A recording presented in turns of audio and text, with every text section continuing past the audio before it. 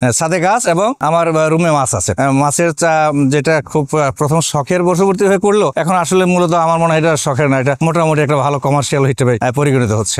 প্রথম আসলে শখের বশবর্তী হই, আর যেহেতু গভর্নমেন্ট থেকেও একটা আছে যে ছাদ বাগানের মধ্যে একটা উৎসাহ দেওয়া হয়, সেটার একটা ব্যাপার এখানে আছে। আমরা হচ্ছে যে ফলগুলা খাচ্ছি বা যে সবজিগুলা খাচ্ছি সেগুলো ম্যাক্সিমাম হচ্ছে রাসায়নিক সার ইউজ করে, শরীরের জন্য হেলদি না। এই কারণে আমার এই ছোট্ট প্রয়াস, আমি এই গাছগুলাতে বেসিক্যালি জৈব সার ইউজ করি, কীটনাশকের পরিবর্তে এই ফরমেন্ট ট্র্যাপ ইউজ করতেছি, যেটা হচ্ছে প্রাকৃতিক উপায়ে গাছেরও কোনো ক্ষতি হচ্ছে না, ইন দ্য মিন টাইম যে পোকাগুলো আসতেছে সেগুলোর কোনো ক্ষতি হচ্ছে না, বাট আমার গাছও ভালো থাকতেছে। আমি বাংলাদেশ ব্যাংক থেকে যুগ্ম পরিচালক হিসেবে রিটায়ার করেছি সদ্য মাত্র। তা আমার কাজ করার জন্য একটা উপলক্ষ হয়, সময় কাটানোর জন্য, কারণ একেবারে চুপচাপ ঘরে বসে থাকলে শরীর আরো অলস হয়ে যায়। সারা জীবন সেটা একটা নিয়ম বাধার মধ্যে ছিলাম। তো এই উদ্যোগ এখান থেকে নেওয়া যায়, আস্তে আস্তে দেখি এখানে যদি কিছু কাজ করে দিলাম, সময় কাটবে, শরীরটা একটু ভালো থাকার একটা উপলক্ষ মাত্র আর কি। এই উদ্যোগ থেকে এটা। আর আমি আসলে খুব মূলত গাছ সম্বন্ধে খুব বেশি আগে বুঝিনি। আমার ছেলের, বিশেষ করে এক ছেলে কানাডা প্রবাসী, ওর উদ্যোগ বেশি। তারপরে আমার বড় ছেলে যে আছে, ওই দুই ভাই আগে মূলত তারা এটা পড়তো। তো আমি আবার এর মধ্যে আবার রিটায়ার করেছি, আমার একটু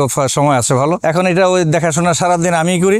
বড় ছেলে ও তো একটা গভর্নমেন্ট জব করে, ও এবং ওর ওয়াইফ যখন সকালে চলে যায় তখন দেখা যায় মোটামুটি ওই মূলত সারাদিনের কি প্রোগ্রাম সব কিছু আমাকে সেট করে দিয়ে যায়। এবং আমার মেয়ে আছে, আবার মেয়েও আমার সাথে থাকে। ওই সারাদিনের প্রোগ্রাম আমরা দেখাশোনা করি, সবকিছু করি। আবার যথারীতি তারা অফিস থেকে আইসা আবার সে একেবারে দেখা যায় যে ফ্রেশ না হয়ে তারা এর মধ্যে আবার লেগে যায়, কি করছে, কদ্দূর করছে, সবকিছু ঠিকঠাক আছে কিনা। গাছ এবং মাছ, নিচে মাছও আছে। মাছের যে চাষ সেটা আল্লাহর মধ্যে খুবই ভালো এবং খুবই অ্যাট্রাকটিভ। ফল একেবারে যে খুব বেশি পাওয়া যাচ্ছে তার আমি তো হচ্ছে বোধহয় সব মিলে বছর খানেক, প্রথমে বছর খানেক। কিছু পেয়ারা, ওই একটা গাছে আমরা আছে, সফেদা কিছু আছে। মূলত কিছু শুরু হয়েছে মাত্র। আগামী সিজনে হয়তো আরো ভালো পাওয়া যাবে। ফল তো খুবই, ফল যা হয়েছে নিজেরা খায়। আমার বাড়িতে কিছু ভাড়াটি আছে, আমার কিছু একের নিকটাতেও আছে, ওদের সবাইকে দিয়ে এটা খাওয়া দাওয়া। এই আমার এই ছোট বাগান থেকে দিচ্ছি, মানে হলো যে আমার ভাড়াটিয়ারা, আবার আমার কিছু আত্মীয় একেবারে এখানে আছে ভাড়াটি হিসেবে। তো ওরা নাতি আছে, বাস্তের করে নাতি আছে, নাতনি আছে, ওদেরকে না দিয়ে খাওয়া যাচ্ছে। আমি সবাইকে দিয়ে টিয়ে ওই মানে আসলে তো খাওয়া না, সবাইকে